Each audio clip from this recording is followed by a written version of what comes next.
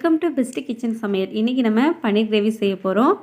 பன்னீர் gravy செய்கிறதுக்கு நம்ம 400 gram பன்னீர் எடுத்து வச்சுருக்குறோம். ஃபஸ்ட்டு நம்ம பன்னீரை நல்லா ரோஸ்ட் பண்ணி வச்சுக்கலாம். ஒரு பேன் எடுத்துக்கோங்க. அதில் 2 டேபிள் ஸ்பூன் நெய் ஊற்றிக்கோங்க. நெய் நல்லா சூடானதும் அதில் நம்ம எடுத்து வச்சுருக்கிற பன்னீரை சேர்த்துக்கலாம். பன்னீர் இந்த மாதிரி நெய்யில் பொரித்து எடுக்கிறதுனால பன்னீர் ரொம்ப சாஃப்டாகவும் ரொம்ப டேஸ்ட்டாகவும் இருக்கும். பாருங்கள், இந்த மாதிரி நல்லா எல்லா பக்கமும் பொரியிற அளவுக்கு நம்ம பொரித்து எடுத்துக்கலாம். நல்லா பொரிஞ்சிட்டு இப்போ நம்ம வேறு ஒரு பிளேட்டில் மாற்றிக்கலாம். இப்போ கிரேவி செய்ய ஸ்டார்ட் பண்ணலாம். ஒரு பேன் எடுத்துக்கோங்க.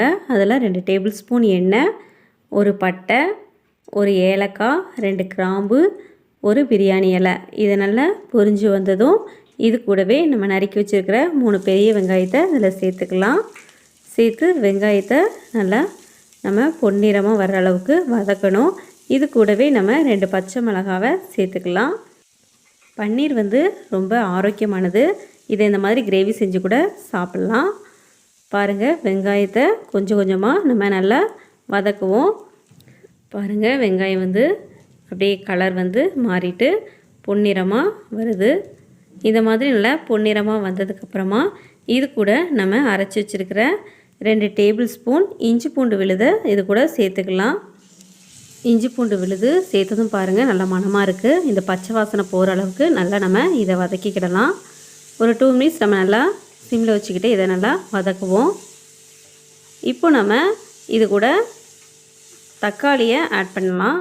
இன்றைக்கி நம்ம 2 தக்காளியை மிக்ஸி ஜாரில் நல்லா அரைச்சி அதை தான் சேர்க்க போகிறோம். இந்த தக்காளி விழுதை இந்த வெங்காயம் இது கூட சேர்த்துக்கலாம். சேர்த்து நல்லா நம்ம வதக்குவோம்.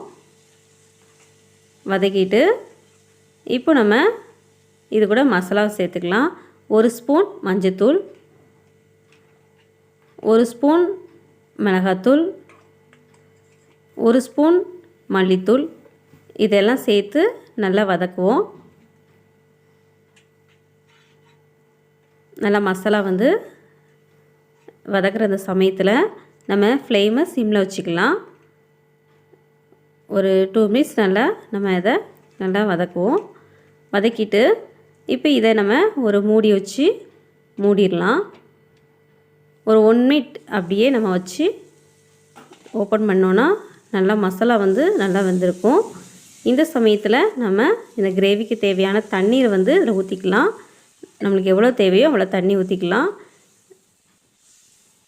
இது கூடவே நம்ம இன்றைக்கி எடுத்து வச்சுருக்கிற தயிர் 1 கப் ஆட் பண்ணுறோம். தயிர் நல்லா புளிப்பு இல்லாமல் இருக்கணும். வீட்டிலே ப்ரிப்பேர் பண்ண தயிர்னால் ரொம்ப நல்லாயிருக்கும். தயிர் ஏன் சேர்க்குறோம் அப்படின்னா நம்மளுக்கு நல்லா கிரேவி பதம் நல்லா திக்காக வரும். அதுக்கு தான். தயிர் சேர்க்கலன்னா கூட பரவாயில்ல.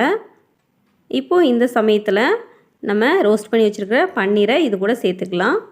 நல்லா இதை ஒரு 2 மினிட்ஸ் நம்ம இந்த மசாலா பன்னீரோட சேர்கிற அளவுக்கு நல்லா கொதிக்க விடுவோம். நல்லா கொதித்து வர்ற இந்த சமயத்தில் தேவையான அளவு உப்பு இதில் நம்ம சேர்த்துக்கலாம். இது கூடவே நம்ம இன்றைக்கி 1 ஸ்பூன் மிளகுத்தூள் அதுவும் இது கூட நம்ம சேர்த்துக்கலாம். எல்லாம் சேர்த்து ஒரு 2 மினிட்ஸ் நம்ம நல்லா மிக்ஸ் பண்ணுவோம். மிக்ஸ் பண்ணிவிட்டு நல்லா ஒரு கொதி வர அளவுக்கு நம்ம வெயிட் பண்ணலாம். ஒரு கொதி வந்ததும் நம்ம ஒரு மூடி போட்டு மூடிடலாம். மூடும்போது ஃப்ளேமை மீடியமில் வச்சுக்கோங்க. பாருங்கள், மூடியே வச்சு 10 மினிட்ஸ் கழித்து ஓப்பன் பண்ணுவோம். பாருங்கள், நம்மளுக்கு பன்னீர் கிரேவி ரெடி ஆகிட்டு. இதை சப்பாத்தி கூட இல்லைன்னா தோசை இந்த மாதிரி நம்ம எது கூடனாலும் சேர்த்துக்கலாம். மல்லி இலை போட்டு நம்ம நல்லா ஒரு டைம் நல்லா கிண்டி விட்டுட்டு நம்ம ஸ்டவ்வை ஆஃப் பண்ணிடலாம்.